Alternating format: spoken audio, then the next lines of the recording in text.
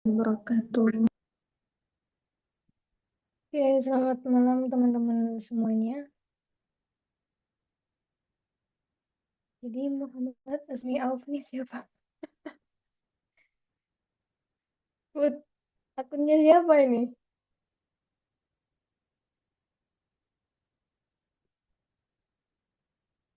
Salfok. Oke, terima kasih teman-teman. Selamat datang kembali. Bertemu kita lagi setelah 2 hari mungkin nggak ketemu ya. Tapi kayaknya rasanya lama banget ya. Sebelumnya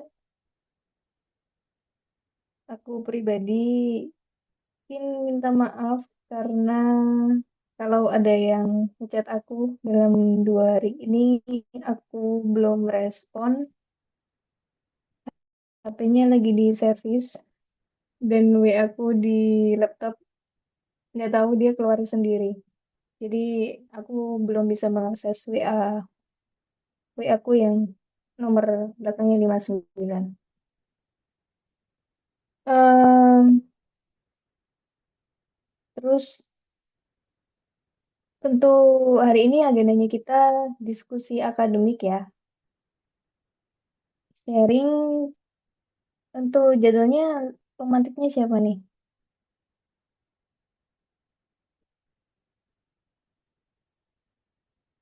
Bisa resen?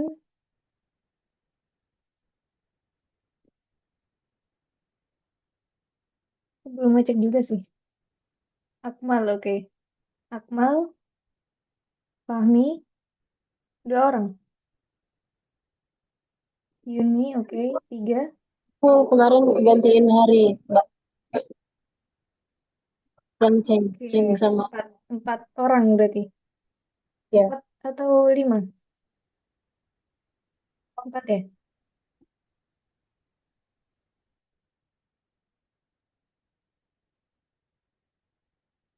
Yunu, Yuni.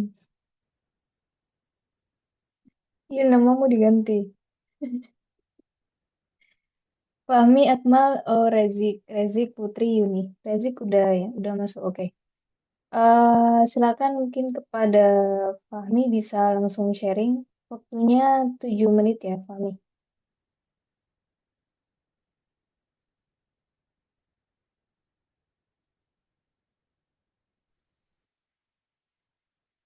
Assalamualaikum warahmatullahi wabarakatuh. Malam teman-teman. Waalaikumsalam. Suara saya terdengar jelas, Kak Iva. Aman-aman. Baik, di sini saya akan eh, memberikan insight lah tentang bacaan saya di minggu kemarin, yaitu tentang hmm, mutaradiful alfaz dalam Al-Quran, gitu. Kurang lebihnya itu menelisik apa sih lafat-lafat yang punya makna yang sama di dalam Al-Quran gitu. Izin share screen sebentar.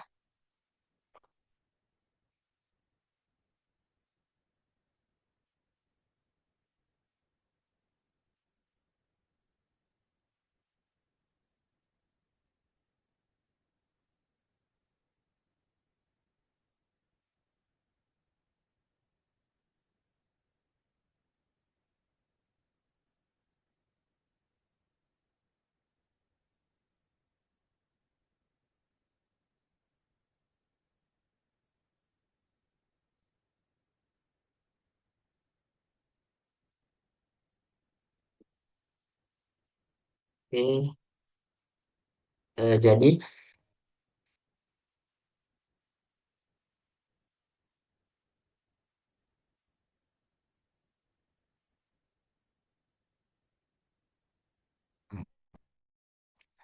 jadi saya mulai dulu. Sebelumnya di studi-studi Quran sebelum yang telah dilakukan oleh para pakar itu banyak mengesampingkan kajian taroduf atau mencari mengkaji lafaz-lafaz yang sekiranya punya makna yang sama. Padahal eh, Al-Quran ini kan bahasa Arab dan tentunya kan tidak terlepas yang namanya dari fenomena-fenomena yang ada di bahasa Arab termasuk taroduf itu sendiri. Nah, di sini muncul pertanyaan apakah memang tidak ada taroduf di dalam Al-Quran atau memang belum dikaji seperti itu. Dan di sini eh, kita harus tahu dulu sebentar tentang taroduf itu. Saya mengutip dua imam yang sering kita kenal, ada As-Suyuti, beliau dari beliau sendiri, eh, taroduf itu adalah dua kata yang memiliki arti yang berdekatan. Dan ada pun eh, Imam Al-Arabi, eh, beliau mengatakan bahwa taraduf itu adalah dua kata yang berbeda yang digunakan oleh orang Arab untuk menyebut nama atau benda yang sama. Di sini saya cuma ada tiga contoh sederhananya seperti jalasa dan qa'ada yang punya makna sama yaitu duduk. Al-bashar dengan al-insan yang berarti manusia dan al-halfah atau dengan al-qasam yang bermakna sumpah. Langsung ke taroduf dalam Al-Quran. Di sini eh, terpecah menjadi dua kelompok berdebat. Eh, ada yang kelompok satu yang meyakini bahwa ada taroduf dalam Al-Quran. Salah satu dari ulamanya ialah Imam Al-Zarkashi dan Asyuyuti dan beberapa ulama lain. Mereka berpendapat bahwa lafaz-lafaz dalam Al-Quran itu ada lafaz-lafaz yang bersifat taroduf atau bermakna sama, akan tetapi bukan seperti definisi yang telah saya sebutkan tadi, dua kata yang memiliki arti yang sama atau berdekatan, tapi ada bentuk lain seperti itu, menurut mereka. Dan yang kelompok dua ini tidak meyakini adanya taroduf.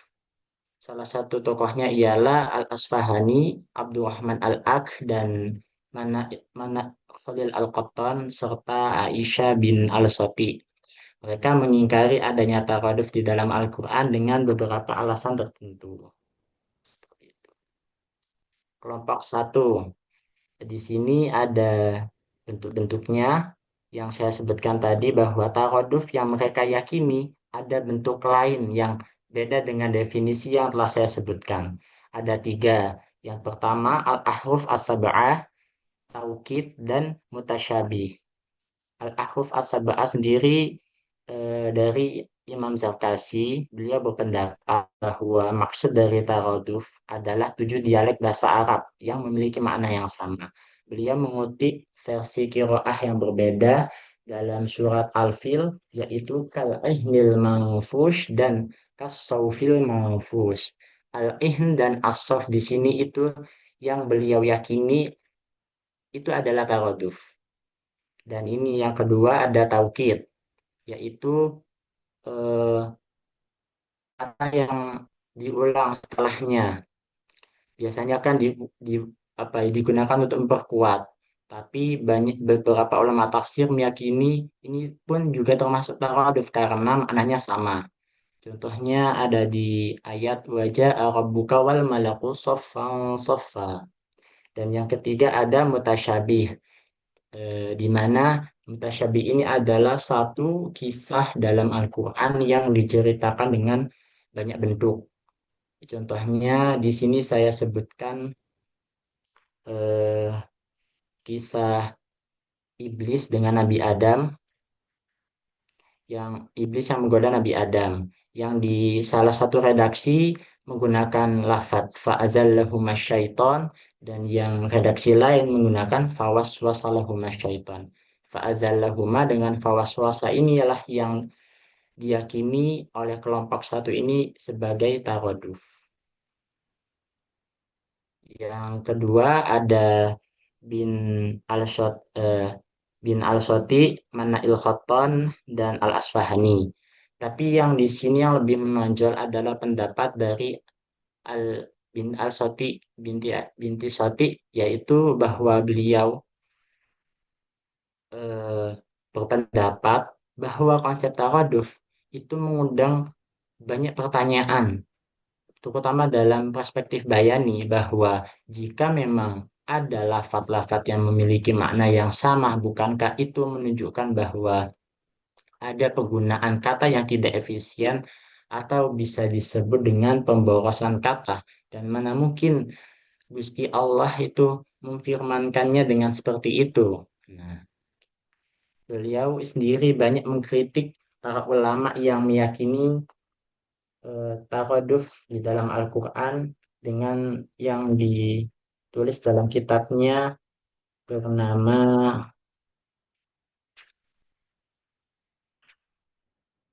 Al-I'jaz Al-Bayani li Al-Fazil Quran Al-Masail Al-Azraq.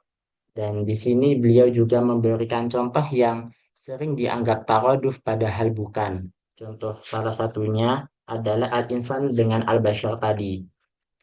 Eh, Al-insan itu lebih, kata beliau, penggunaannya lebih condong ke ada khas apa ya, ada hawa nafsunya seperti itu. Al-insan contohnya ada di surat Al-Mu'minun. Sedangkan Al-Bashar sendiri, oh maaf, keliru. Terbalik ya teman-teman. Al-Bashar yang lebih menunjuk ke adanya hawa nafsu, syahwat, dan sesuatu yang punya apa ya, keinginan untuk bekerja seperti itu. Sedangkan Al-Bashar sendiri itu lebih condong ke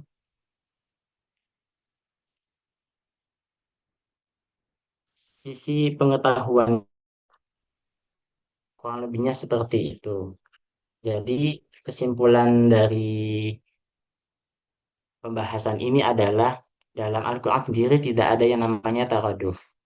Walaupun ada beberapa lafaz yang diyakini maknanya sama, itu pun secara konteksnya itu berbeda penggunaannya. Contohnya tadi al-insa dengan al-bashar, al-khulm dengan ar-ra'i fil manam, dan yang lain.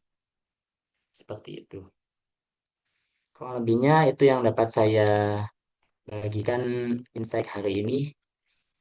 Mungkin bisa dilanjut teman-teman saya.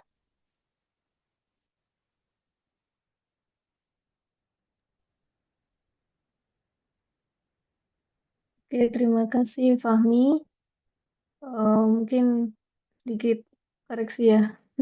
Bintu Syati bukan Bintu Soti. Istri dari Amin Al-Huli yang meng mengge-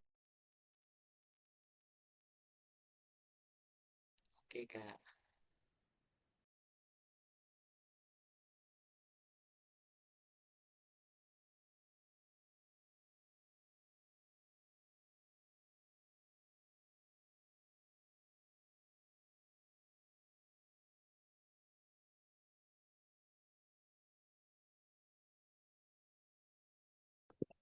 Loh, hilang ya?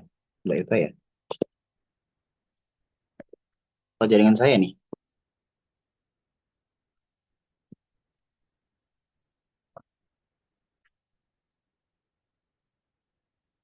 Halo, Kedengaran chat. halo, halo. Ya, kedengaran, kedengaran. Oke, mungkin lanjut dulu. Makasih, Fahmi. Oke, selanjutnya mungkin Heri Prasetya. Silakan.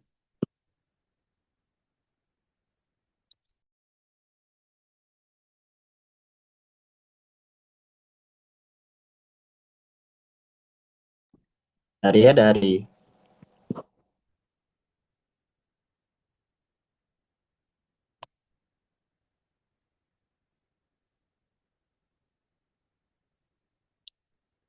Ada nggak hari ini ya? Ya Kak, saya Mas. Gimana? Dari siapa, Mas? Oh, Hari ya? Oh, Hari ada. Hah?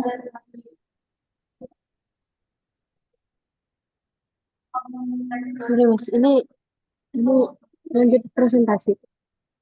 Ya, lanjut presentasi silakan, Hari.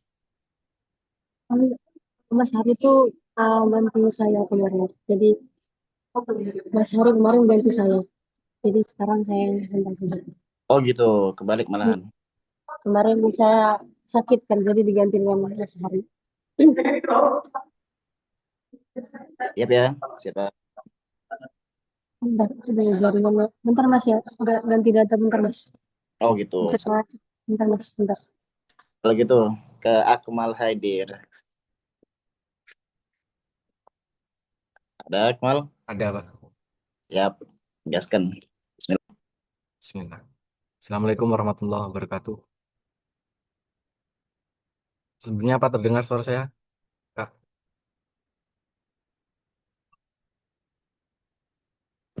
Mantap, Hajar. Izin share screen ya.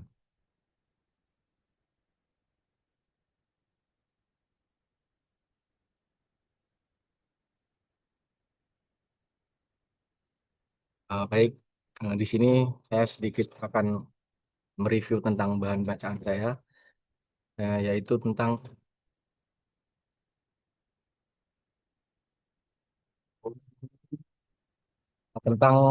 Kesultanan Banten, hancurnya Kesultanan Banten dan perpustakaannya. Hmm, dari artikel yang dikarya oleh Irfan Nurtawab. Kebetulan beliau juga termasuk dosen pembimbing akademik saya. Jadi di sini penelitian ini membahas tentang apa sih yang terjadi pada perpustakaan Kerajaan Banten setelah kesultanannya itu dihancurkan ataupun dijajah oleh Belanda, oleh kolonial, terutama dalam hal kitab tafsir dan Al-Quran dan tafsirnya.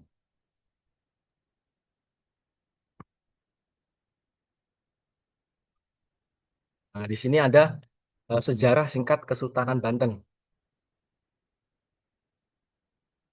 Jadi Kesultanan Banten sendiri itu didirikan pada abad ke-16, tepatnya sekitar tahun 1526 sampai 1522 Masehi, yang didirikan oleh Maulana Hasanuddin.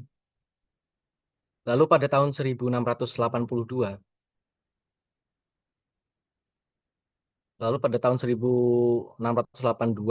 itu Belanda mulai ikut campur ataupun dalam urusan kesultanan. Dan pada akhirnya pada tahun 1808 Banten itu sepenuhnya belum sepenuhnya itu diambil alih oleh Belanda. Lalu tepatnya pada tahun 1813 Kesultanan Banten ini dibubarkan oleh kolonial yang pada saat itu dipimpin oleh Thomas Stamford Raffles.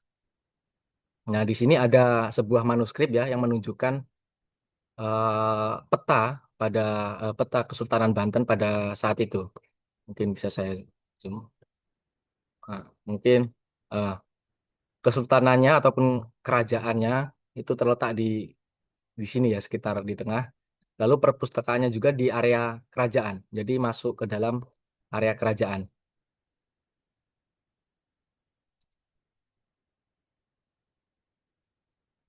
Nah, ini istana apa namanya ya? Istana Surosowan. Sebagai pusat kerajaan, pusat pemerintahan, dan sebagai pusat keilmuan. Yang artinya perpustakaan itu ada di area kerajaan. Lalu selanjutnya, apa sih dampak kolonialisme terhadap kesultanan, terhadap perpustakaan di Banten? Jadi, jurnal ini mengkritiki bahwasanya eh, kolonialisme itu mengambil kitab-kitab yang ada di perpustakaan kerajaan, lalu dipindahkan ke Batavia sehingga menyebabkan bahwa hancurnya pusat ilmu yang ada di Banten pada saat itu. Nah, jadi menunjukkan bahwasanya ilmu itu tidak hilang karena bodoh, tidak tidak hilang karena bodoh, tapi di Banten ini sendiri ilmu hilang karena dirampas oleh kolonial. Nah, lalu selanjutnya perpustakaan Kesultanan Banten. Jadi di perpustakaan tersebut ada sekitar 116 kitab kitab yang di dalamnya itu ada macam-macam, tidak hanya kitab tafsir, tidak hanya kitab Al-Quran, tetapi ada juga kitab fikih dan lain-lain. Nah, jadi setelah diambil lalu dihancurkan pusat ilmu di Banten itu, menyebabkan hilangnya keilmuan di Banten. Jadi apa ya, terhambatlah pada saat itu proses pendidikan di sana. Lalu setelah diambil oleh Belanda, yang pertama itu dipindahkan ke Batavia Jakarta. Nah, pada saat di Batavia Jakarta itu apa ya, dipindah ke Batavia Genootschap atau semacam museum atau akademi yang dibangun oleh Belanda. Lalu ada sebagian juga yang masuk di Perpustakaan Nasional RI, seperti gambar ini. Nah, gambar ini itu manuskrip ya, salah satu manuskrip yang menunjukkan dokumen resmi Belanda dari Belanda yang mencatat kitab-kitab yang diambil di Banten. Mungkin agak ngeblur karena saya cuma mengambil screenshotan dari artikel jurnal. Lalu ada sebagian juga yang masuk koleksi luar negeri, seperti di Perpustakaan Leiden di Belanda, lalu juga ada di Royal Asiatic Society yang berada di Inggris. Nah, ada juga sebagian kitab itu masuk ke koleksi pribadi dari para orang Belanda. Lalu ada juga sebagian yang hilang, rusak, dan dihancurkan. Jadi ada yang dibakar, ada yang dirusak, ada yang dijual juga bahkan. Nah, ini menunjukkan kitab di Banten setelah dipindah ke Batavia ini tidak sepenuhnya aman, tapi ada juga yang dihancurkan, dibakar itu tadi. Jadi fungsi perpustakaan di Banten pada saat itu kalau zaman sekarang itu kayak kayak apa ya, kayak Universitas Islam lah pada saat ini, pada masa itu. Jadi sebagai pusat pembelajaran, pusat diskusi para ulama kerajaan, seperti itu. Lalu selanjutnya apa sih budaya ilmu di Banten itu? Jadi budaya ilmu di Banten itu para ulama ya, khususnya para ulamanya pada saat itu sangat sangat sangat apa ya, sangat sangat terdidik, sangat sangat cerdas sekali.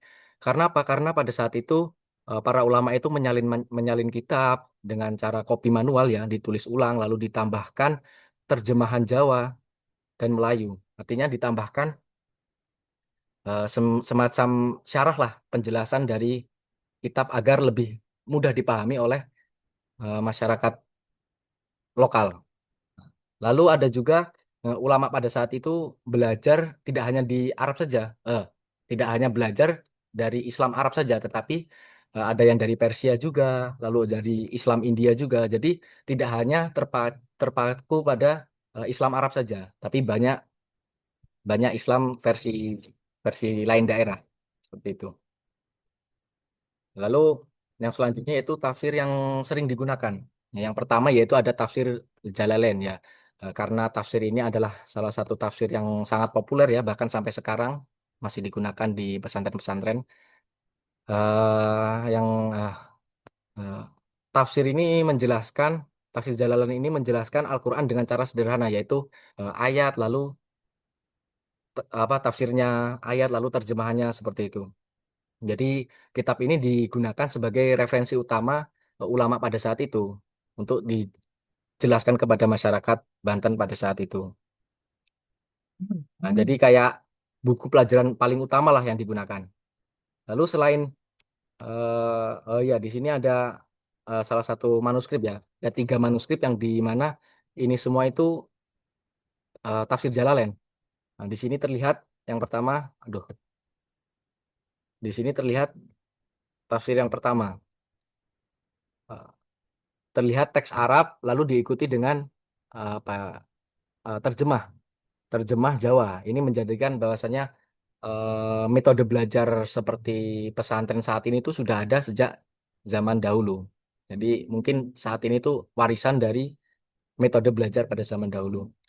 Lalu yang kedua juga salah satu tafsir Jalalain juga. Nah, di sini ada ayat Al-Qur'an lalu diterjemahkan dan ditafsiri. Seperti itu. Nah, lalu yang terakhir ini ada kalau dilihat sekilas ada catatan-catatan kecil di pinggir. Nah, ini mungkin ya salah satu kitab yang digunakan santri atau kok santri apa ya, iya santri pada zaman dahulu. Jadi penjelasannya itu ditaruh di pinggir-pinggir seperti ini. Nah, ini dalam bahasa bahasa Jawa, bahasa Melayu seperti itu. Lalu selanjutnya selain tafsir Jalalain juga ada tafsir Al-Baghawi juga. Jadi selain tafsir Jalalain ada tafsir Al-Baghawi. Nah, ini menunjukkan bahwasanya Banten itu tidak hanya terpaku dalam satu ajaran saja, dalam satu kitab, tetapi ada macam-macam kitab lain. Lalu yang ketiga yaitu ada tafsir Al-Asrar. Oh iya, sistem belajar di mana tadi? Di Banten ya. Ini eh, metodenya itu terjemah antar baris. Jadi persis seperti metode pesantren sekarang yang diistilahkan bandongan ya mungkin. Bandongan. Jadi si guru menjelaskan, membaca, menerangkan dan si murid mendengarkan serta memberi tulisan di bawah teksnya ini. Ini mana tadi? Di bawah teks ini. Lalu yang ketiga yaitu tafsir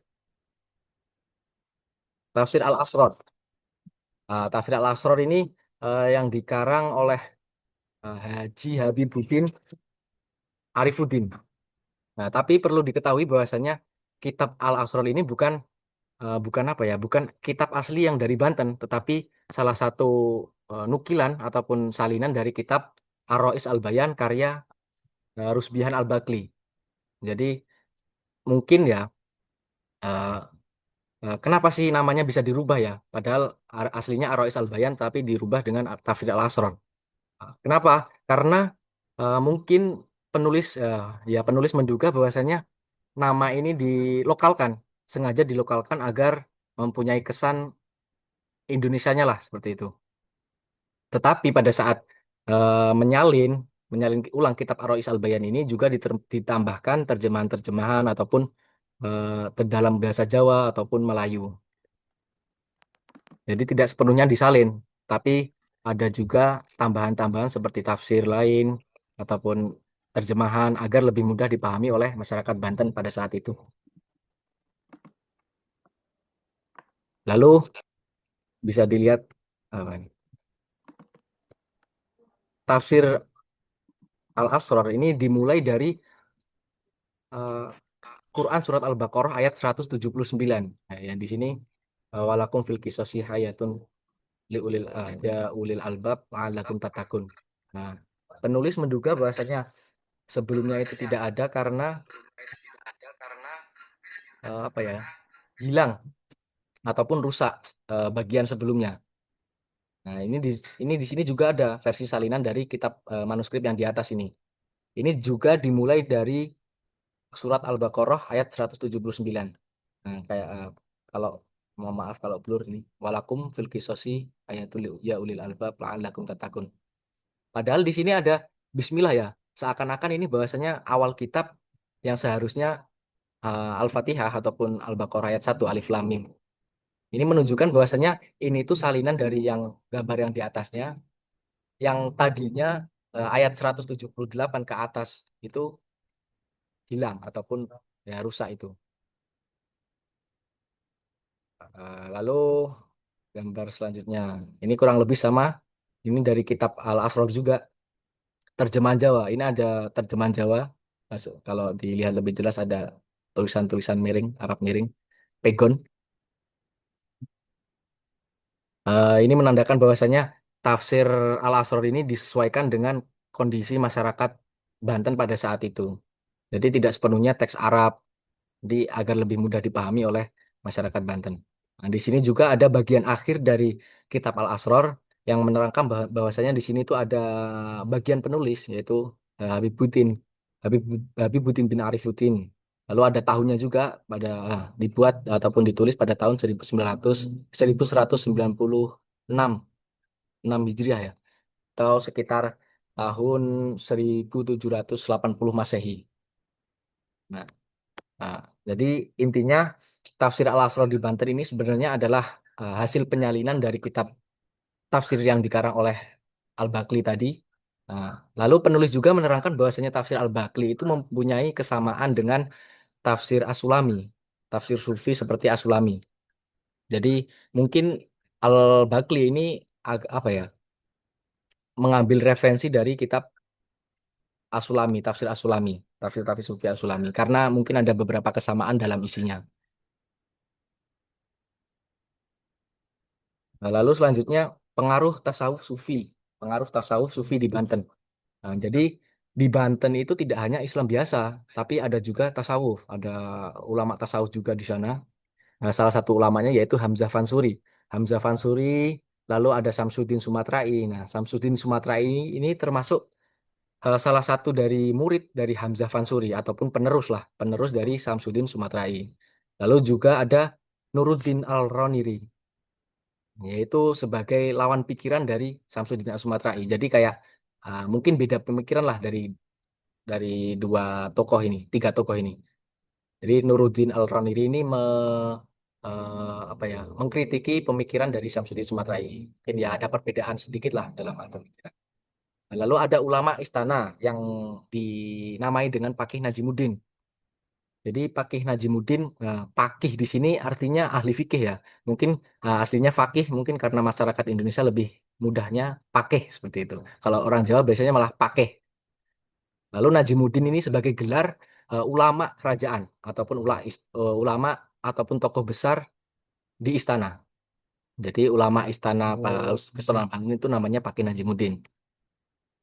Lalu fungsi dari ulama istana pada saat itu tuh tidak hanya mengajar agama saja, tetapi penulis Pak Ervan ini menjelaskan bahwasanya apa tugasnya itu banyak sekali, seperti menjadi guru kerajaan yang tadi ya, guru agama di kerajaan, lalu menjadi hakim agama juga, tempat menyelesaikan permasalahan-permasalahan di masyarakat, lalu sebagai penasihat sultan.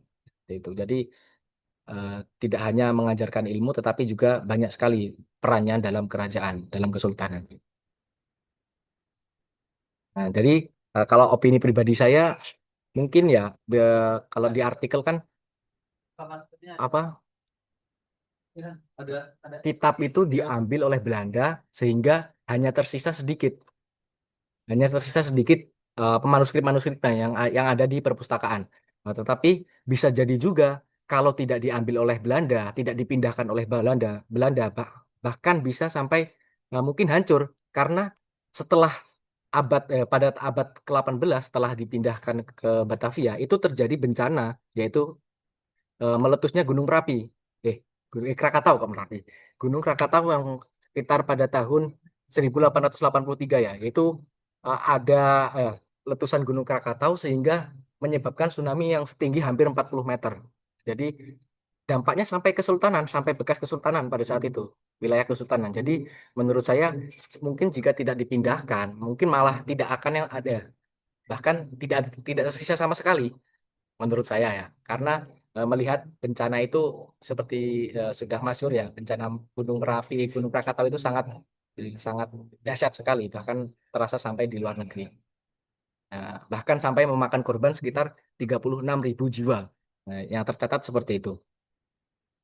Ya, mungkin ada faedahnya lah diambil oleh Belanda, walaupun hanya tersisa sedikit. Bisa jadi malah jika tetap dibiarkan malah terkena tsunami malah tidak tersisa sama sekali. Mungkin cukup itu yang dapat saya sampaikan, Mas. Kak, kurang lebihnya mohon maaf. Assalamualaikum warahmatullahi wabarakatuh. Waalaikumsalam warahmatullahi wabarakatuh. Wah, Ya, ini gimana? kajian manuskrip ini seru nih. Ya, mantap, mantap. Makasih, Sakmal. Ya, sama-sama, Kak. Terus selanjutnya tadi siapa? Kak Azmi ya? Azmi ya tadi. Yang ganti. Putri mas, Putri, sorry mas, Putri.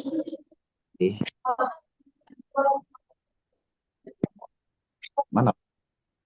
Ya, Oke, panggilannya apa? Iva, Ziva, Putri mas. Putri. Oke dah. Profilnya diganti dulu, Put.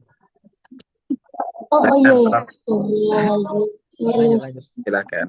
saya HP sama laptop saya ini saya minjem ya. Gimana caranya?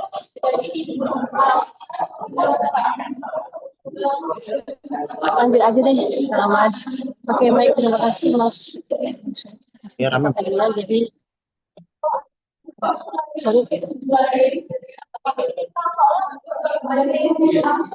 Baik, terima kasih Mas Rasya kesempatannya.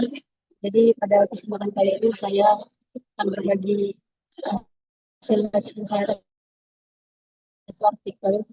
Jadi artikel yang penting di sini dengan Robert Emerson. Dia membahas soal dakwah dan translation in the 20th century. Ya, jadi setelah saya membaca, jadi artikel ini tuh menjelaskan bahwasanya terjemahan Quran pada awal abad ke-20 itu, jadi dia bukan hanya sekedar sebagai alat saja dalam membantu umat Islam memahami makna satu ayat, tetapi dijelaskan di sini bahwasanya pada abad ini terjadi pergeseran di mana terjemahan itu fungsi sebagai sarana dakwah juga. Nah, dalam artikel ini juga disebutkan jika sebelumnya terjemahan itu lebih banyak ditujukan kepada umat Muslim dan Arab, itu, maka pada abad ke-20 ini terjemahan itu diarahkan kepada masyarakat non-Muslim. Nah, jadi di sini dengan adanya terjemahan ini, Islam itu diperkenalkan kepada dunia Barat. Jadi sekaligus untuk digunakan dalam menjawab kritik dari misionaris Kristen itu, dan juga menjelaskan ajaran Islam itu kepada masyarakat modern. Jadi posisi terjemahan Quran itu tidak hanya berfungsi dalam menjelaskan isi Quran itu saja, tapi dia menjadi penyebaran agama Islam itu secara global. Nah, artikel ini menyebutkan salah satu tokoh penting yang dibahasnya adalah Muhammad Ali dari Ahmadiyah Lahore. Ahmadiyah itu gerakan ini ya, gerakan reformis. Itu yang dipelopori oleh Mirza Ghulam, di mana gerakan itu tuh yang dimaksud dalam artikel ini ya. Jadi gerakan Ahmadiyah ini adalah gerakan Islam modern itu yang aktif dalam dakwah global dengan penerbitan baik di media cetak dan terjemahan Quran. Khususnya itu pada awal-awal abad ke-20. Oke. Kemudian dijelaskan di sini bahwasanya Muhammad Ali ini dia menerbitkan terjemahan Quran dalam bahasa Inggris pada tahun 1917. Yang tujuannya apa? Beliau itu menerbitkan terjemahan ini guna memperkenalkan Islam itu kepada pembaca Arab ketika itu. Jadi konteksnya ini non-Muslim Arab. Dan dalam artikel ini, meskipun Muhammadiyah di sini sering agak kontroversi, ditolak oleh kalangan umat Muslim, tapi mereka punya peran yang cukup besar. Di mana mereka itu aktif dalam menggunakan teknologi percetakan, menerbitkan karya-karya dalam berbagai bahasa, kemudian menjadikan terjemahan itu sebagai media dakwah dalam konteks internasional di situ. Nah, dari sini maka kita pahami bahwasanya ini suara saya putus-putus ya, Mas. Aman ya? Oke. Nah, oke. Nah, dari sini kita bisa memahami bahwasanya ya, bahasa Inggris itu ya bukan hanya dipandang sebagai bahasa orang Barat saja, tapi juga bisa dalam menjadi media untuk penyebaran program Islam tersebut. Nah, kemudian artikel ini juga menunjukkan wilayah di India Britania yang di sini. Ini adalah wilayah yang jadi pusat penting lahirnya gerakan terjemahan Al-Quran pada abad ini. Yang dimana wilayah ini tuh terjadi pertemuan antara tradisi Islam dengan kekuasaan kolonial Inggris ketika itu, pendidikan modern, teknologi cetak, dan juga perdekatan dengan misionaris Kristen. Nah, maka dari sini banyaklah terjemahan Quran di sini. Ada yang dalam bahasa Urdu, ada dalam bahasa Inggris, Jerman, Bengali, ya dalam artikel ini ya disebutkan ini. Itu bahasa-bahasa lain. Nah, adapun dari India ini, lahirnya sebuah gagasan dakwah yang dengan terjemahan itu kemudian menyebarlah ke berbagai wilayah di dunia ini. Nah, kemudian artikel ini juga menyinggung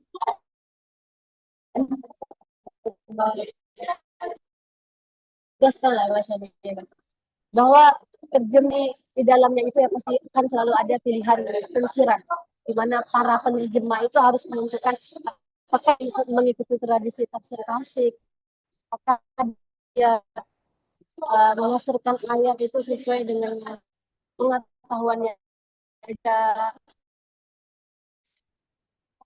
ya. Maka oleh karena itu sebagai terjemah Quran itu secara rasionalis supaya apa? Supaya Islam itu terlihat sejalan dengan akal dan sains menurut. Nah, ini menunjukkan bahwasanya terjemahan itu ya bukan persoalan bahasa saja, tapi juga sebagai tempat pertemuan antara tradisi atau pembaruan dan tujuan dakwah itu. Nah, hal menarik lainnya yang saya temukan adalah dalam artikel ini dia uh, menyebutkan bahwasanya muncul sebuah gagasan bahwasanya bahasa-bahasa Barat itu tadi itu juga bisa sebagai bahasa Islam. Nah, sebagaimana disebutkan dalam artikel ini, tokoh seperti Yusuf Ali tadi, Abdullah Yusuf Ali itu berpendapat bahwasanya Islam itu tidak selalu disampaikan dengan bahasa Arab saja, tapi bisa bisa jadi dengan bahasa Inggris, Prancis, Jerman, Belanda, yang tujuannya itu ya bisa dipakai untuk menyampaikan pesan Quran itu sendiri. Maka dengan cara yang seperti ini kita bisa memahami bahwasanya ya dakwah itu dengan bahasa selain non Arab yaitu bisa menjangkau masyarakat yang lebih luas. Nah, artikel ini juga menyinggung pengaruh tentang ini, tentang pengaruh terjemahan Quran di Indonesia. Jadi disebutkan bahwasanya terjemahan Muhammad Ali ada terjemahan versi Belanda yang dikarang oleh Muhammad Ali. Itu juga berpengaruh pada abad ini di kalangan intelektual Indonesia. Itu pada masa kolonial. Dalam artikel ini disebutkan bahwasanya bagi kaum-kaum yang orang-orang yang terdidik ketika itu, ya terjemahan ini sangat membantu mereka dalam mengembangkan nilai-nilai modern yang bisa yang ketika itu mereka pelajari di sekolah-sekolah kolonial dengan ajaran Islam yang mereka yakini. Secara keseluruhannya, saya memahami artikel ini sebenarnya ingin menunjukkan, simpelnya itu adalah bahwa sejarah terjemahan Quran itu dia bukan hanya tentang sejarah bahasa saja, tapi justru sebagai sarana dakwah gitu. Sebagai sejarah dakwah modernitas kolonialisme ya dalam artikel ini ataupun tentang perdebatan tentang otonomi agama. Nah, maka dengan adanya terjemahan Quran ini dia itu sebagai alat dalam membentuk cara baru kita dalam memahami ajaran agama itu sendiri di abad ke-20. Konteksnya multisensial. Nah, jadi closing statement saya terhadap artikel ini adalah ya memahami terjemahan Quran itu jadi bukan hanya persoalan mindah-mindahkan bahasa saja, tapi terjemahan di sini bisa kita pahami sebagai usaha dalam menyampaikan nilai-nilai Islam itu kepada masyarakat yang lebih luas. Jadi kan bukan hanya kepada masyarakat Arab saja, tapi non Arab itu. Makanya dari sini lahirlah setiap terjemahan itu dengan konteksnya, dengan kebutuhan zaman yang berbeda-beda sesuai dengan latar belakang yang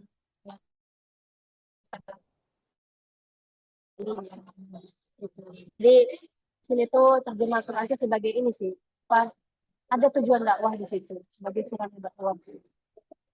Mungkin itu Mas ya yang bisa saya sharing.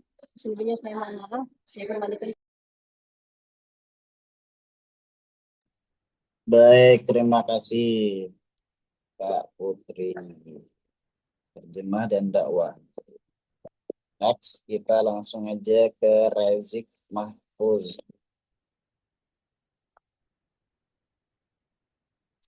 Silakan, Rezik.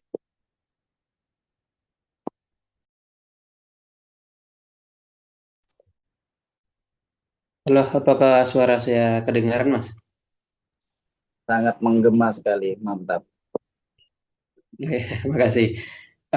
Baiklah, tanpa memperlama waktu, pertama saya ucapkan terima kasih ya kepada Mas Ocat yang udah memberikan waktunya untuk presentasi pada kesempatan malam yang berbahagia ini ya. Pada kesempatan kali ini saya mereview artikel.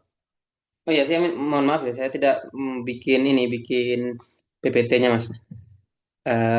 Tapi saya di sini mereview artikel miliknya Gabriel Said Reynolds ya, seorang akademisi yang sangat-sangat familiar sekali ya kalau kita berbicara nama dia di Elbrand gitu kan. Selain Elbrand juga pernah mengundang beliau jadi narasumber. Waktu itu bahas Lead and Take. Tapi artikel yang ini saya ingin ya benar.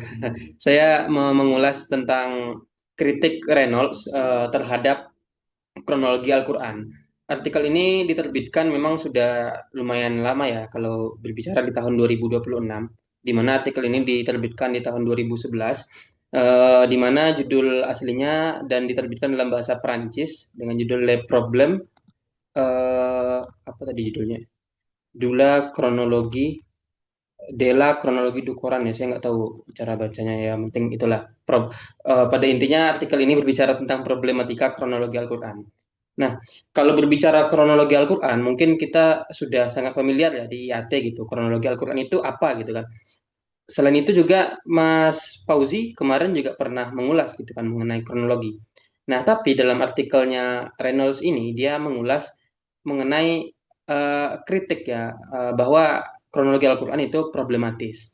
Selain itu juga Reynolds ini kan termasuk sarjana yang getol gitu kan untuk mengomentarin pembacaan Al-Quran menggunakan sumber-sumber tradisional seperti misalnya hadis, sirah nabawiyah, tafsir Al-Quran.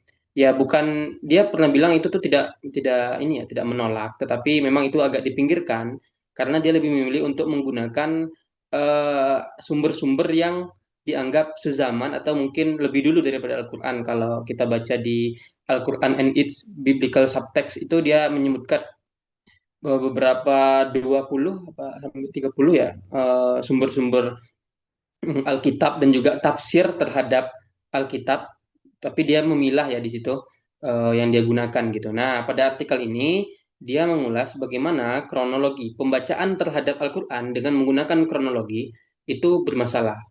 Nah, kronologi kan secara sederhana mungkin bisa kita pahami di dalam ulumul Quran itu sebagai maki madani gitu, bahwa surat ini atau ayat ini diturunkan di Mekah atau di Madinah ya secara sederhana ya mungkin kalau kita ingin lebih tahu lebih lanjut mengenai kronologi bisa kita buka kitab-kitab babon ulumul Quran seperti Al-Itqan atau mungkin Al-Burhan karyanya Reza Kasih begitu.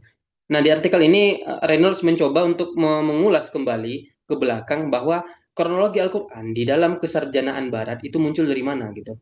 Nah, setelah diulas ternyata itu muncul dari bukunya Theodor Noldeke, seorang sarjana Jerman. Mungkin teman-teman pasti sangat sudah familiar ya dengan nama Noldek gitu. Di mana Noldek ketika itu di tahun 1856, karena ini pertama kali diterbitkan di Göttingen. Göttingen kalau nggak salah di Jerman juga ya. Di mana ketika itu Noldek baru berusia 20 tahun teman-teman ya. Kemudian 4 tahun berselang, berarti di tahun 1860, karyanya tersebut ia lombakan di dalam sebuah kompetisi di Paris, di Jerman, di Perancis gitu. Di mana ketika itu jurinya juga akademisi terkenal yaitu Armand Pierre sama Ernest Renan ya, sejarawan juga gitu. Di mana ia dalam lomba ini si Noldek ini dinobatkan sebagai juara bersama dengan Alois Sprengers dan juga Michel Amari. Nah, kenapa kisah ini tuh penting gitu buat buat si Renault untuk mengulasnya? Agaknya dia ingin ini ya, ingin apa namanya? Ingin mengulas bahwa ini tuh berkaitan dengan ini ide-ide mengenai para sarjanawan Barat ketika itu yang ingin membaca sejarah Nabi dengan ini dengan sirah nabawiyah ya pada saat itu di mana sebelum Noldek itu sudah ada karyanya yang lebih dulu mengenai kronologi Al-Quran miliknya Gustav Well diterbitkan dalam bahasa Perancis juga judulnya Historische Christische Entleitung in der Koran.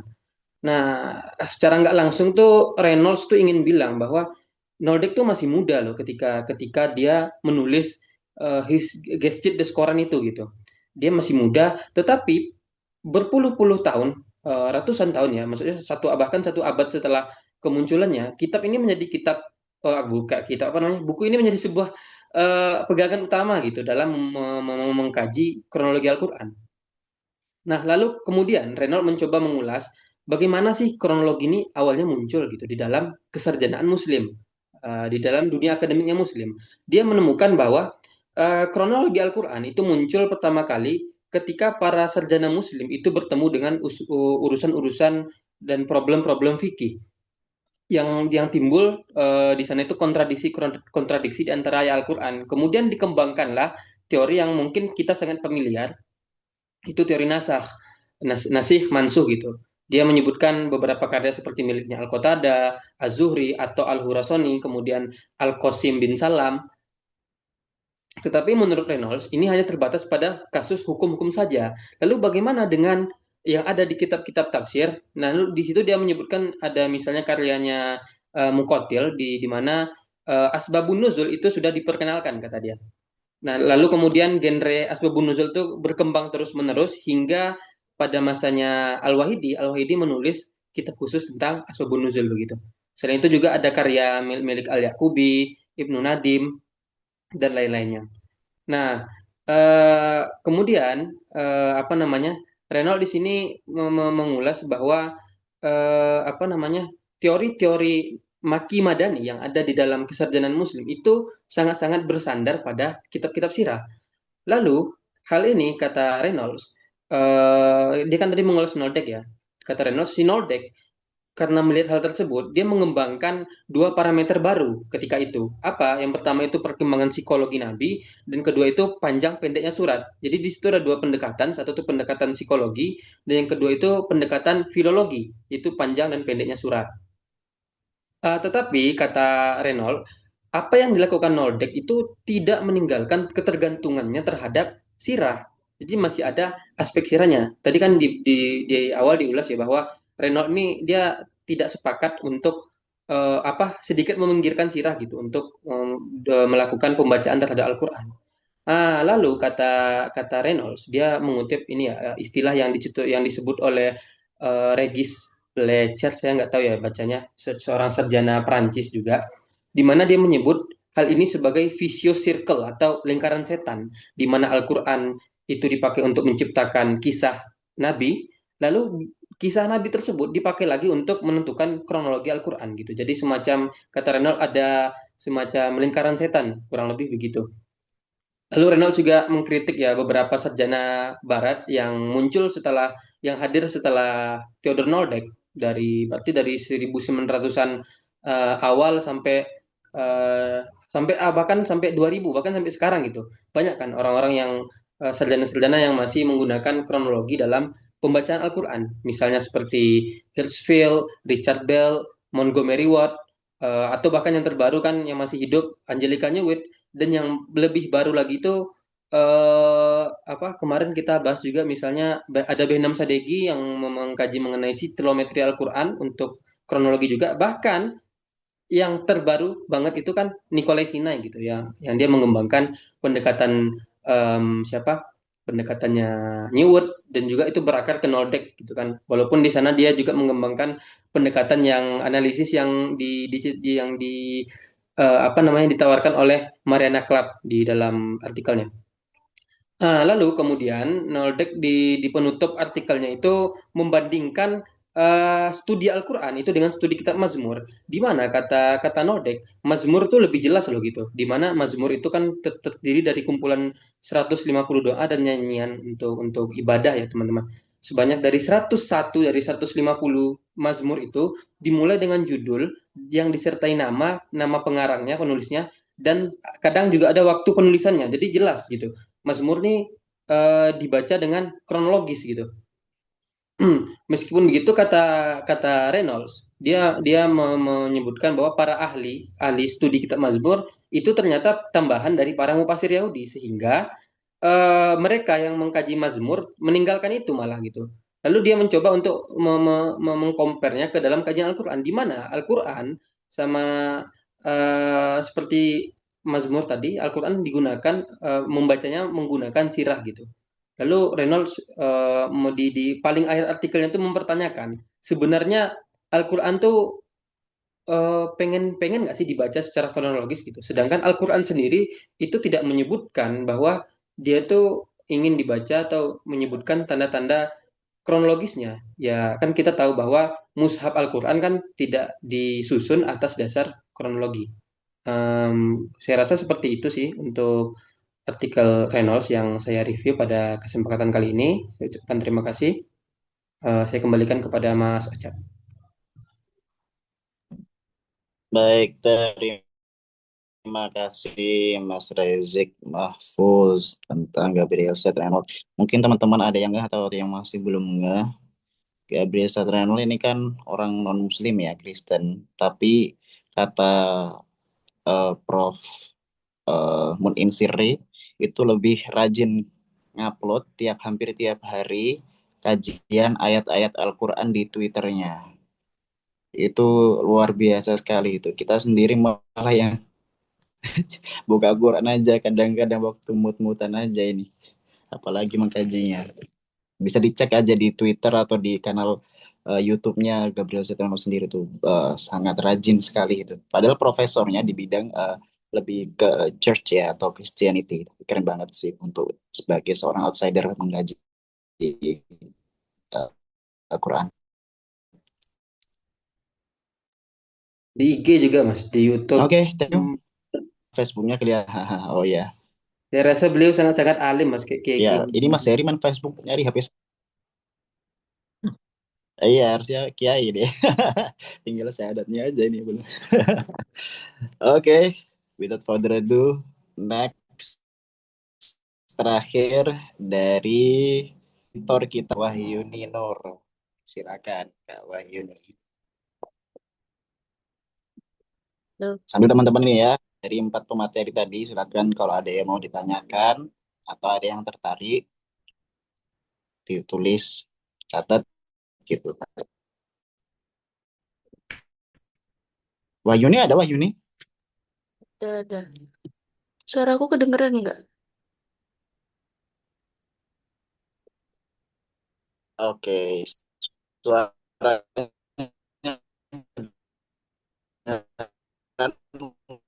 wajahnya hilang. Oke. Mohon maaf sebelumnya nggak bisa open game soalnya lagi agak nggak enak badan ini. Nggak bisa nyiapin kayak teman-teman yang lain juga yang udah prepare banget. Oke. Paling nanti juga apa? Izin mau live duluan, hehe. Jadi eh, malam ini aku mau bahas salah satu review atau mungkin lebih cocok dibilang mini riset gitu juga ya tentang Mushaf Al-Quran tulisan tangan Syekh Muhammad Arsyad Al-Banjari. Eh, Jujur sebenarnya aku agak bingung mau mulai dari mana. Soalnya ini tulisan udah lama, cuma nggak tahu kenapa aku kepikiran buat ngumpulin tugas ini sebagai ya untuk review Elbrand mingguan itu. Jadi sebenarnya aku itu punya sebuah pertanyaan besar ya, terutama setelah aku tuh tahu kalau banyak daerah di Indonesia itu punya ulama yang mengarang kitab tafsir. Nah, sebagai salah seorang yang lahir dan besar di Kalimantan Selatan, yang notabene-nya itu punya ulama besar seperti Syekh Muhammad Arsyad Al-Banjari, yang mana beliau ini juga punya jaringan ke ulama-ulama besar lain. Justru beliau ini nggak punya kitab tafsir. Padahal ya dulu pas zaman sekolah itu kita itu sering banget diceritain, dicekoki gitu sejarahnya, sejarah hidup beliau ini gimana. Dari yang awalnya itu cuma apa rakyat biasa, terus diangkat jadi anak raja, disekolahkan ke Mekah, terus balik ke Kalsel jadi mufti yang bahkan punya apa karya monumental di bidang fikih Sabilal Muhtadin itu. Nah, dengan eh, segala track record ini, kenapa justru beliau ini nggak punya kitab tafsir gitu? Bahkan sependek pengetahuanku, beliau ini satu-satunya ulama besar di Kalimantan pada zamannya itu. Eh, jadi menurutku idealnya harusnya beliau ini, apalagi dalam profesinya yang juga sebagai mufti ya, paling nggak pernah dong menafsirkan Al-Quran sebagai bekalnya untuk memutuskan suatu hukum gitu. Tapi kenapa justru satu-satunya hal yang ditinggalkan oleh Syekh Arsyad dalam tafsir itu justru cuma mushaf Al-Quran yang ditulis tangan. Nah, dari sini itu aku memutuskan untuk mencari tahu tentang ya ada apa sih sebenarnya di Kalimantan atau khususnya di Kalsel pada masa itu. Tapi ya jujur dalam perjalanan aku mencari jawaban ini justru ketemu banyak hal yang tidak terduga, terutama soal ketersediaan data sejarahnya atau sesederhana tulisan orang lain lah yang pernah membahas tentang hal ini. That's why akhirnya aku pakai data lain yang kiranya masih berkaitan langsung dengan penulisan mushaf ini, yakni tentang kondisi masyarakat Banjar khususnya pada masa itu. Di sini itu aku ada pakai tulisannya Samuel Bryan Scott yang membahas tentang Islam di Kalimantan. Jadi sederhananya menurut Scott ini masyarakat Banjar atau Kalimantan di zaman itu cara beragamanya ya kalau kata orang Jawa itu masih sakar PDW lah, masih sesuka-sukanya. Apalagi untuk masyarakat kelas bawah dan masyarakat yang masih memegang teguh adat istiadat Banjar. Bahkan menariknya masyarakat kelas atas itu yang kayak bangsawan, pejabat itu eh, cuma menganggap agama Islam itu sebatas formalitas yang diwariskan secara turun-temurun. Mungkin ini juga nggak bisa dilepaskan ya dari gimana sejarah masuknya Islam itu sendiri ke Kalimantan yang setahu itu lewat jalur politik dari Kesultanan Demak itu. Jadi ya intinya bisa dibilang Syekh Arsyad ini hadir di tengah masyarakat yang bobrok lah secara moral keagamaan. Ya kasarannya jadi orang pertama yang bener-bener tegas soal gimana seharusnya Islam itu ditegakkan dan diamalkan. Makanya eh, di sini aku itu berasumsi mungkin kenapa Syekh Arsyad itu lebih memilih menulis fikih ya. Mungkin salah satu tujuannya adalah untuk meluruskan dulu praktek Islam yang sudah ada di masyarakat itu sendiri. Lalu kenapa menulis mushaf? Di sini aku juga punya beberapa asumsi. Jadi perlu diketahui sebelumnya beliau ini emang punya ketertarikan atau bakat ya di bidang seni kaligrafi dan juga merupakan seorang yang memiliki pengetahuan tentang ilmu qiraat. Jadi mungkin ini itu yang jadi salah satu cara syiar yang dilakukan beliau. Jadi syiarnya itu lewat kesenian yang sudah jelas ya keindahannya, keestetikannya itu bisa dinikmati oleh semua orang sekaligus. Jadi di dalamnya itu disisipkan juga panduan yang dibuat tentang eh, yang apa sih isinya itu salah satu bidang keilmuan yang beliau kuasai yang dalam hal ini adalah qiraat. Mungkin itu.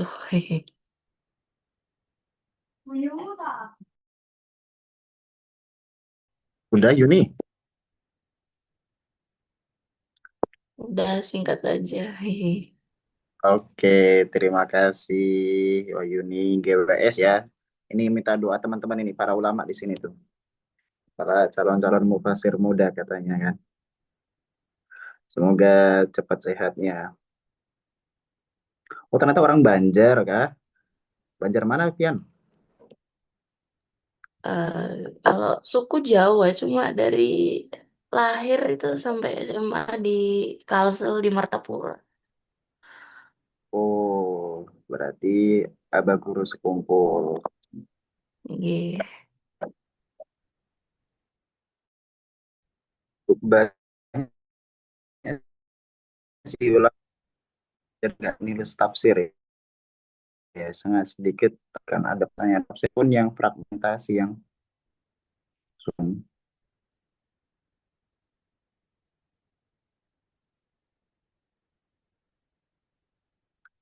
halo halo, suara saya terdengar?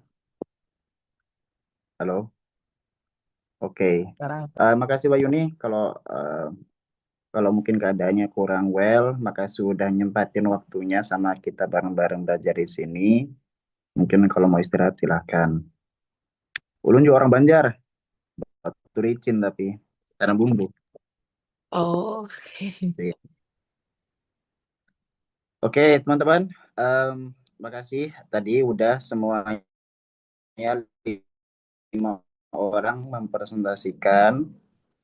Ada waktu sekitar 15 menitan lebih untuk diskusi. Silakan kalau mau tanya-tanya. Ada 5 topik tadi ya. Kalau misalnya Wahyu ini masih mau stay gak apa-apa atau mau keluar gak apa-apa. Kita ada tadi Fahmi bahas masalah lafaz tarodhu fil Quran. Ini pembahasan yang ini sangat ini ya apa namanya mendasar bahas tentang kolonialisme dan efek pada Turos terlebih di teks-teks Banten tadi. Terus ada Putri bahas dakwah dan terjemah Quran. Ada Rezik yang problematika kronologi Quran dan Wahyuni yang spesifik ke tokoh Syekh Arsyad Al-Banjari tadi. Nah, dari 5 topik tadi itu ada gak teman-teman yang mau tanyakan?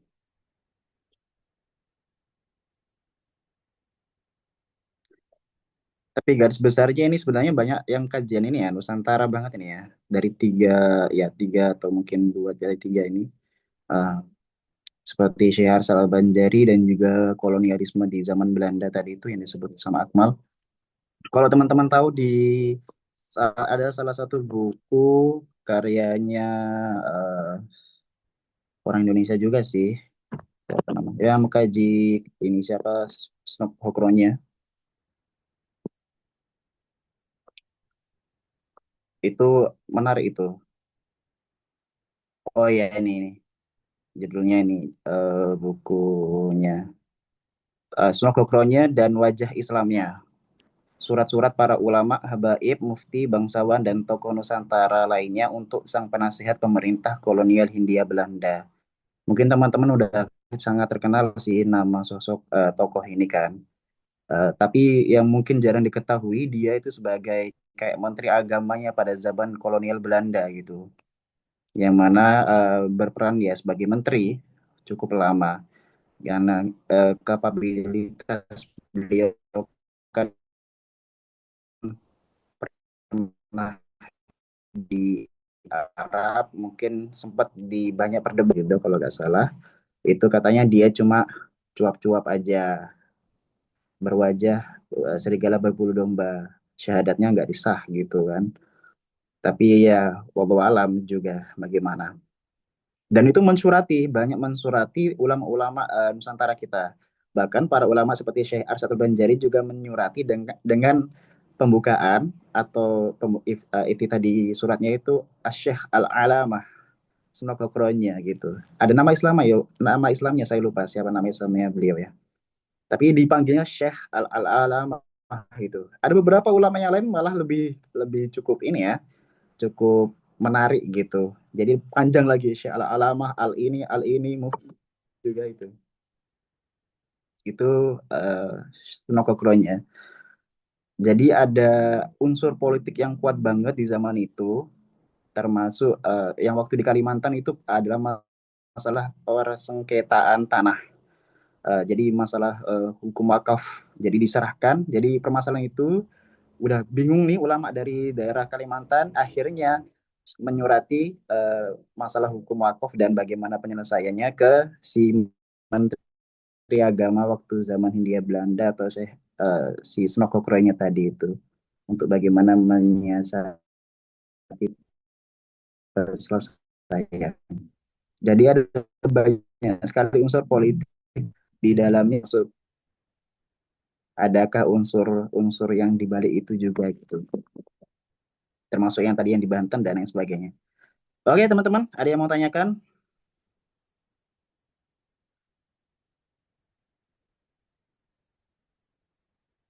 Oh, Mas Fauzi malah yang tanya nih. Oke, silakan, monggo. Ini sambil nunggu yang lain mau nanya ya. Kayaknya Yusron sudah mau nanya itu kayaknya. Gue mau nanya ke Mas Akmal pertama soal Banten dan kerajaan Banten, Sultanan Banten ya. Jadi kalau kita lihat itu literatur tafsir yang beredar ada Jalalain nomor satu, kedua Bagawi, ketiga Asrar apa gitu ya. Bagawi itu dari mana ya? Pertama, mau nanya dulu.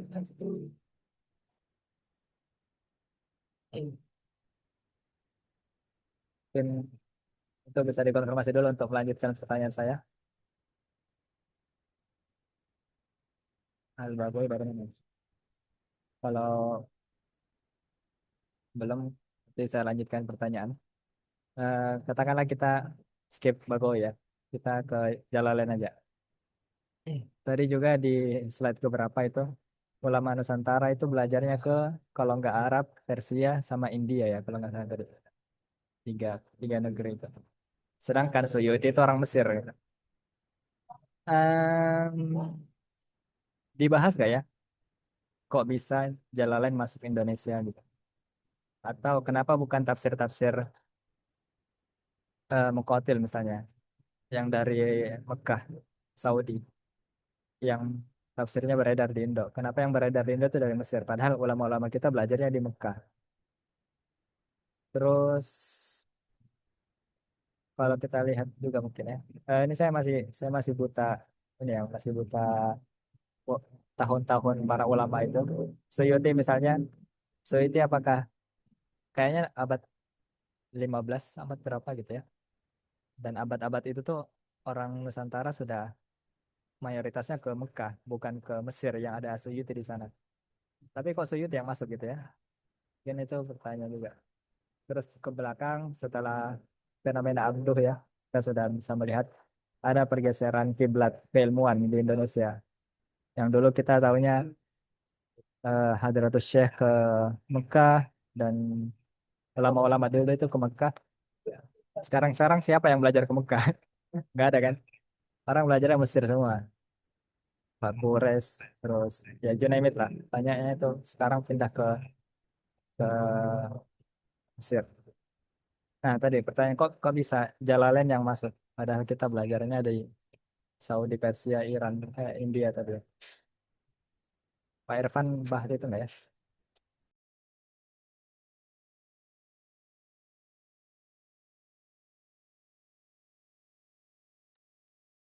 Nah mas, nggak usah senyum-senyum mas, langsung dijawab aja.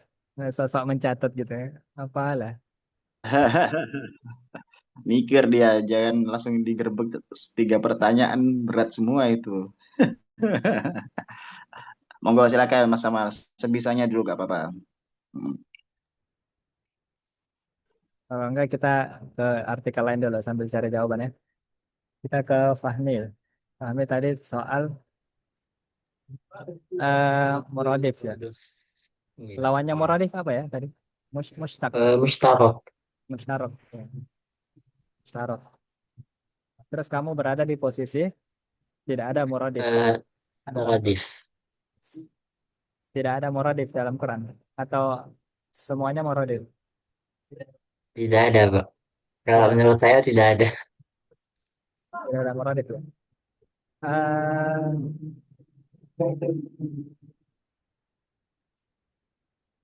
Ada motor lewat.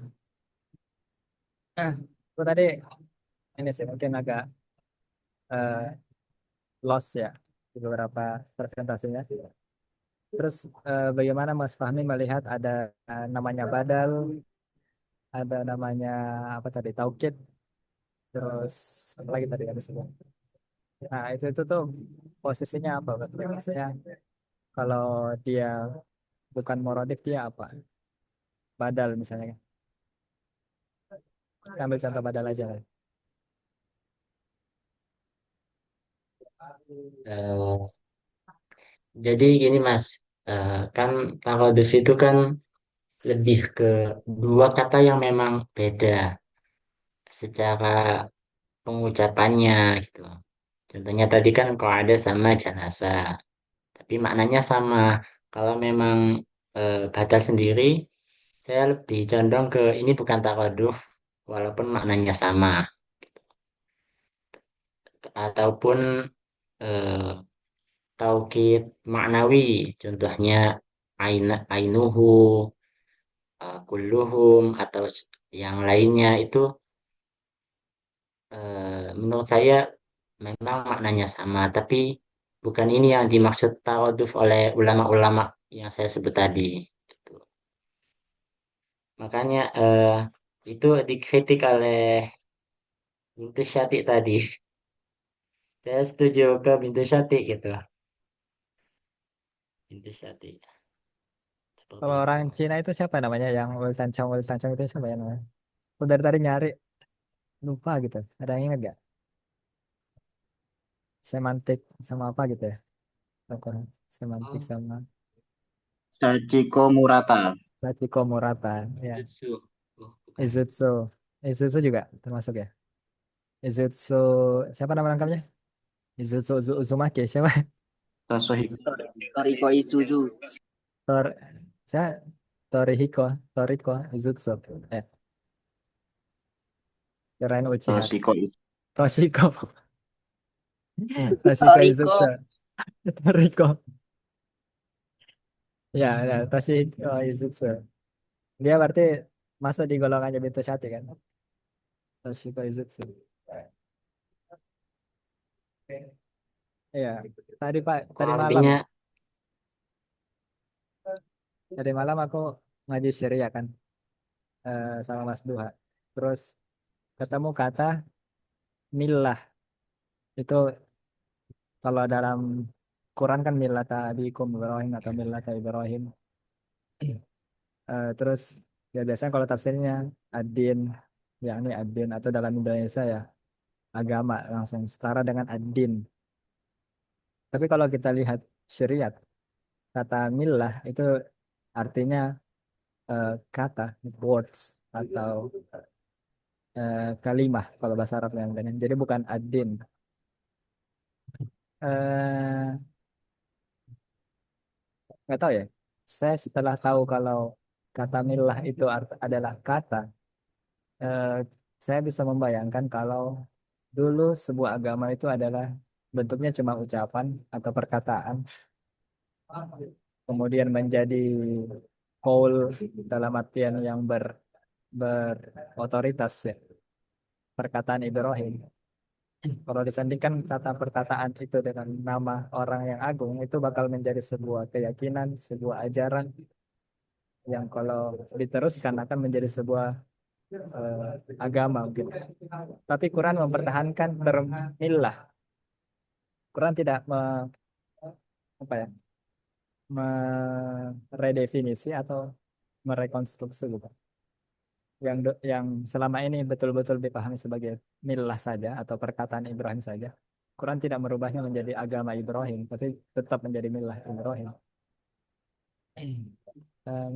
Jadi itu tadi ada kalau kalau gitu apa istilahnya? Yang kosakatanya beda tapi maknanya sama itu muradif atau mustarak. muradif.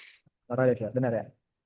Ya, Benar. berarti eh kalau kita setuju dengan Mas Fahmi, berarti argumen yang saya sampaikan tadi bukan argumen ya. Ya, sharing yang saya sampaikan tadi cukup masuk akal berarti. Milah itu, Masuk. tapi sejak kapan milah jadi agama? Itu mungkin pertanyaan yang di luar diskusi ini. Tapi thank you. Mungkin secara historis, Kak. Iya, udah perjalanan. Ya, Mas Akmal silakan, udah siap banget. Tuh, bisa ngomong tuh. Nah, jadi yang pertama tadi tentang tafsir Al-Baghawi ya. Mungkin Al-Baghawi itu sendiri berasal dari siapa sih? Kitab tafsir yang dikarang oleh Imam Abu Muhammad Al-Husain bin Mas'ud Al-Baghawi. Nah, kitab yang berisi tentang apa ya? Tentang ajaran Sunni lah, Sunni klasik. Nah, mungkin untuk asal usulnya kurang tahu juga. Lalu untuk kenapa tafsir Jalalain yang dijadikan apa ya sumber ajaran utama yang di Banten ya Mas ya. Nah, jadi kan tadi apa Pak Irfan menjelaskan di artikelnya bahwasanya tafsir Jalalain itu salah satu kitab yang apa ya mudah dipahami lah, apalagi untuk masyarakat awam, untuk masyarakat Banten. Jadi kitab yang mudah dipahami, mudah diajarkan juga, sehingga menjadi kitab yang paling dominan di bahkan di pesantren-pesantren lainnya kayaknya juga tafsir Jalalain seperti itu. Jadi uh, ya mungkin ya emang masih awam lah untuk diajarkan. Eh, Tambahin mungkin ya. Kita soalnya itu mudah setelah ada perbandingan gitu ya. Nah, sebelum Jalalain, ulama-ulama Banten itu taunya apa? Terus kenapa dia bisa tahu Jalalain? Apakah karena di Mekah ada Jalalain atau sedangkan setahu saya ya tadi Suyuti di Mesir ya. Saya tidak tahu apakah pernah ke Mekah atau tidak. Atau pernah. Ya mungkin ada dua hal itu bisa jadi juga benar. Jadi kitabnya sudah sampai ke Mekah atau bahkan sudah sampai ke Indonesia. Kalau enggak ya ulama apa ya Pakih Najimuddin tadi ataupun ulama sufi itu yang membawa dari Mesir. Mungkin seperti itu Mas ya. Tapi Pak Herman belum belum bahas itu ya. Belum Mas. Nah, ada yang baca tulisan Pak Jajang belum ya? Saya Pak Jajang Banten juga ya bahasnya ya, kalau nggak salah. Buku terbarunya. Saya belum baca sih. Situ dibahas nggak ya? Ada yang pernah baca nggak?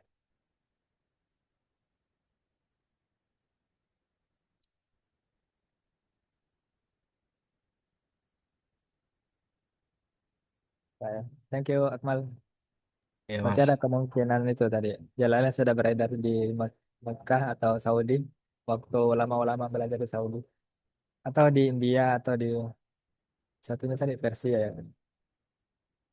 Atau sudah masuk duluan sebelum Banten. Tapi kemungkinan itu eh, apa ya? Saya tidak terlalu ke sana. Saya pengennya saya pengennya ulama kita datang ke mana, terus dia baca jalannya dari mana. Karena ya tadi tradisi kita nggak ke Mesir, ke Arab atau India. Thank you, Mas Rashad. Gimana Mas? Ada Apalagi Yaman ya. apa lagi apa? Apalagi Yaman. Zaman belakangan deh. Dia bawa tradisi Syiah, Lo lo lo lo lo lo. selawatan, selawatan. Oke. Mungkin karena ini sudah masuk ke jam 9 dan kalau yang masih mau diskusi silakan stay di sini. Kalau yang udah silakan boleh untuk live Zoom. Ada lagi nggak yang ditanyakan teman-teman?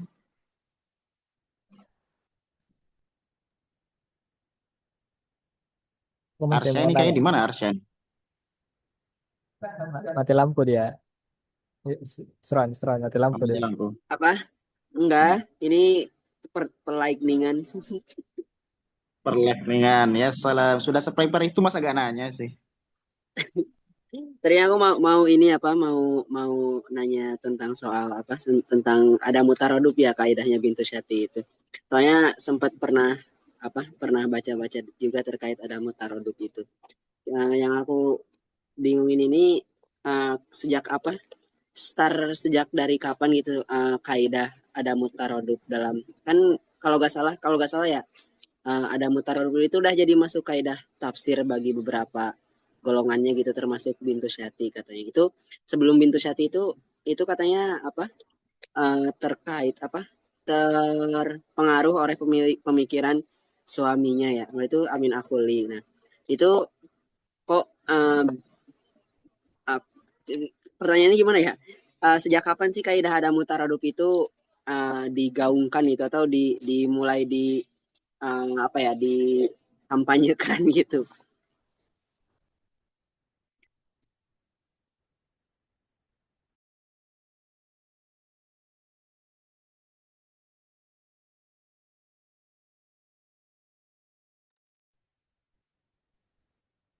Mungkin bisa apa ya share yang saya tahu itu asumsinya takoduf ini muncul pembahasannya itu ketika apa ya diperkenalkan atau rame pembahasan 7 dialek dalam bahasa Arab atau sebutannya tuh sab'at huruf. Gitu. Kan memang ada yang sab'at huruf itu satu katanya itu beda gitu.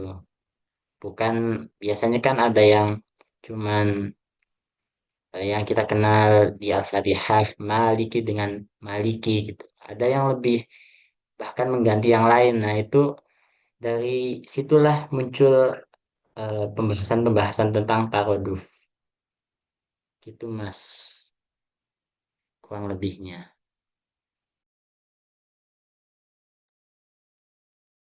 Kejar terus si Seron, kejar.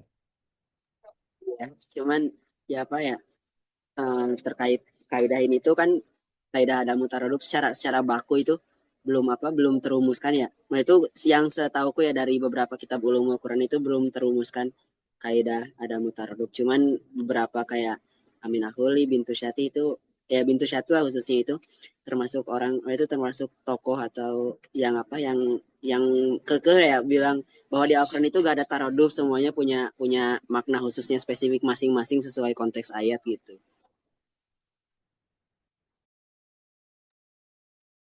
Ya. Siapa tadi? Mas Fahmi. Makasih tadi sudah diingatkan soal Sabatu Ahruf ya. Sabatu Ahruf tadi disebutkan juga kalau itu ada yang memaknanya sebagai 7 bahasa, bukan cuma dialek ya, bahasa juga. Mungkin nggak ya? Tarodov itu lahir untuk eh, mengafirmasi kalau misalnya tadi ya, contohnya milah itu dari bahasa Syriak yang itu sama dengan ad-din kosakatanya dalam Al-Quran. Jadi dia tarodov, cuma beda bahasa aja.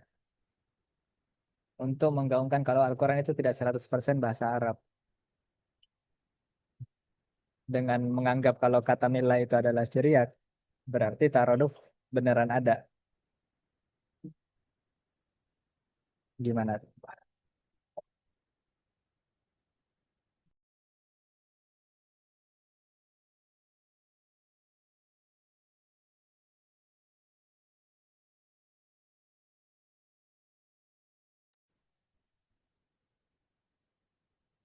Kalau seperti itu, eh,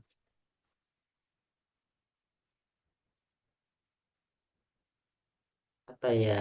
Kalau di misalnya ya, Mas, di bukan dalam konteks Al-Quran gitu. Milah dengan adin bisa saja taroduf gitu.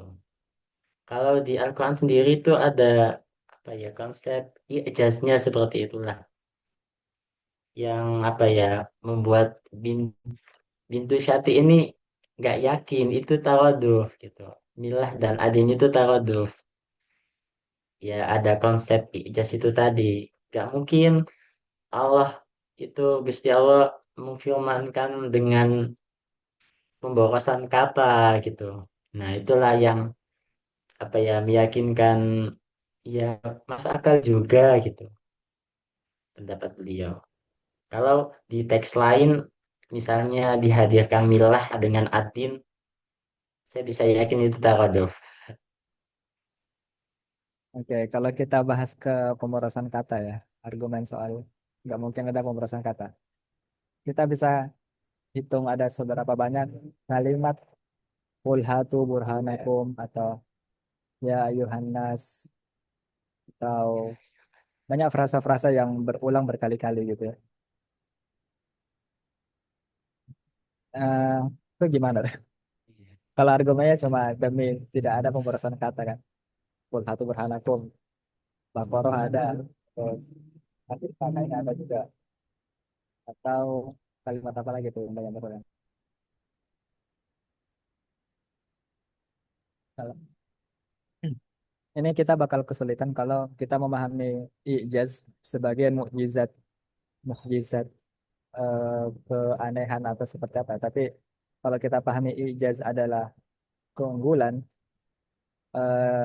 itu kita bisa dengan lebih gampang mungkin ya untuk membela. Karena apa ya? Kalau kita menganggap mukjizat itu sebagai bukti kalau ini adalah qaulullah atau kalamullah, itu agak repot kalau di kajian akademis ya. Tapi makanya ulama-ulama dulu itu kalau pembahasan ijaz itu masuknya ke ya frasanya atau syair-syairnya, bukan bukan soal, nggak mungkin Tuhan boros kata gitu. Kalau kita baca gitu ya soal ijazul Quran. Makanya agak aneh kalau kita sekarang bahas ijazul Quran itu malah masuk ke scientific misalnya. 7 planet. Wah, Quran sudah nyebut 7 planet, ini ijazul Quran. Kajian ijazul Quran itu bukan bukan ke sana. Ya. Gini tuh ya. Rezi udah Halo, keluar halo, Rezi. cek. Dengaran nggak suara saya? Yes, kedengaran. Halo, Ya, kedengaran. halo, halo, Halo, halo. halo. Iya, kedengaran. Ini ini coba saya carikan di Bintu Syati ya. Sebenarnya di Bintu Syati di kitabnya yang Ijazul Bayanil Quran itu kan disebutkan bahwasanya para madhab tarodif ini itu baru-baru ternyata baru belakangan ini di tahun 1923 oleh Dr. Ali Abdul Wahid. Jadi pembahasan ini cukup masih baru banget dan dimasukkan dalam apa namanya bab Dilalatul Alfat Wasirul Kalimat.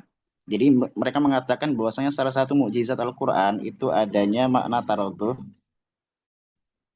yang mana tiap mananya itu punya sirul kalimatnya sendiri dan itu tidak disetujui oleh Bintu Syati kan di situnya tadi.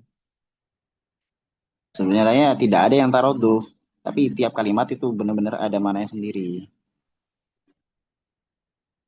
Sebenarnya cukup baru banget ya sih pembahasan orang madhab taroduf sih. Baru belakangan ini banget. Tapi cukup populer karena mungkin ini ya masuk ke kajian apa ini berarti semantika. Hmm. Lebih gampang juga menelitinya kan kalau kita nemu kosakata asing terus bilang aja ini sama dengan yang ini. Selesai pembahasannya. Kalau Iya, kita anggap beda atau itu kita harus mewajibkannya beda, repot kan? itu dia. Yang menarik nanti itu di lafaz yang ini, yang apa namanya 8 golongan itu. Ketika fakir dan miskin disamakan kan cukup ini menarik untuk diteliti itu. Gimana itu, Zat? Maksudnya tadi, Apa ya? gimana tadi? Kalau fakir miskin bisa makan, berarti dia tidak termasuk fakir atau mustahil atau gimana? Kan otomatis kalau taroduf gitu, misalnya taroduf lewat maknanya, jadikan satu. Enggak, maksudnya konsekuensi fikhiyahnya apa? Kalau ada taraduf. Kalau taroduf kan berarti dia menyatukan makna kan, berarti kedua-duanya memiliki makna yang satu gitu kan. Sedangkan makna fakir dan miskin kan beda-beda masing-masing. Fakir apa? Kan kalau secara fikih kan fakir itu kalau nggak salah itu di bawah garis di bawah kemiskinan, di bawahnya lagi fakir. Kalau miskin masih di bawah dia kekurangan. Kalau ada beberapa orang sih, ada beberapa ulama yang berpendapat beda-beda kan. Ada yang bilang kalau misalnya gajinya untuk kehidupan dia sehari saja tidak mampu, itu dikatakan miskin. Kalau di bawahnya lagi baru fakir. Nah, itu kan nggak bisa tarodufkan sebenarnya. Kalau misalnya dijadikan satu, namanya dia akan terlalu ini sih, terlalu global. Tapi sampai ke konsekuensi fikih juga ya. Menarik, menarik. Iya. Kalau gitu saya termasuk fakir miskin. Berarti. Udah fakir miskin juga sama. Gajinya di bawah kebutuhan kehidupan sehari-harinya. Jangankan itu ya, gaji aja nggak ada.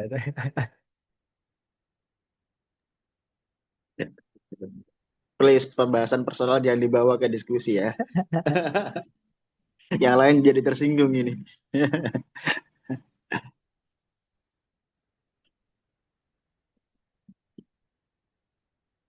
Ini ya, udah nggak ada. Sebenarnya seru banget ini pembahasan-pembahasan yang mendasar banget nih kayak lafaz-lafaz taroduf ini atau pembahasan ini. Iya, ulumul Ini Quran itu sebenarnya belum cukup selesai. membuka lebar ini sih. Membuka lebar ke katanya quote and quote ya, eksklusivitas ulumul Quran gitu kan.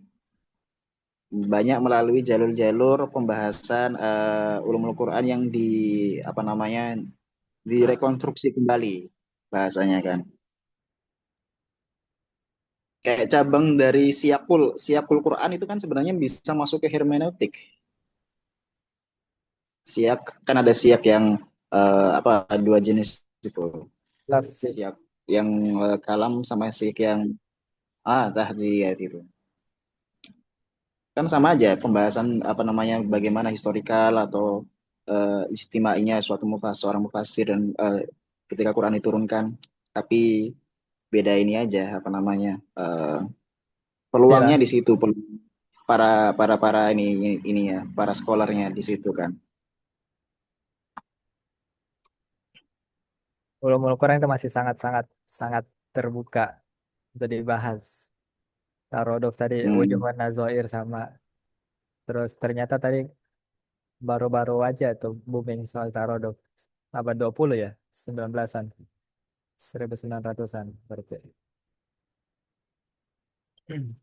Belum lagi soal eh apa tadi ke hermeneutik peluang masuknya sejarah dan lain-lain.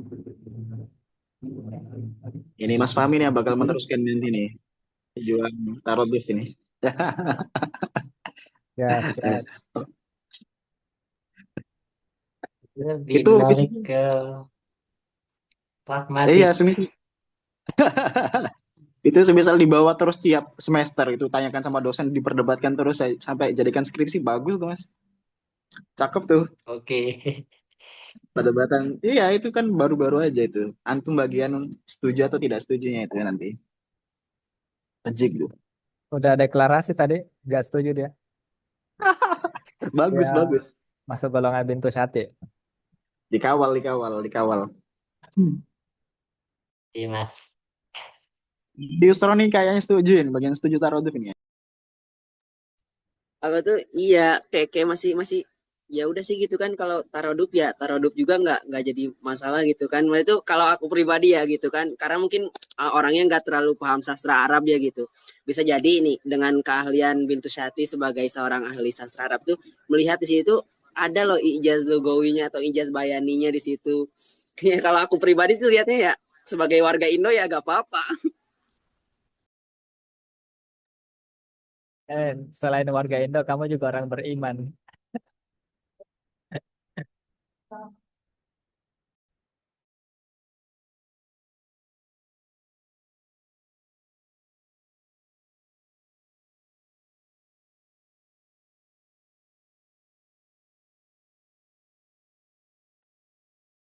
Nggak ada lagi ya.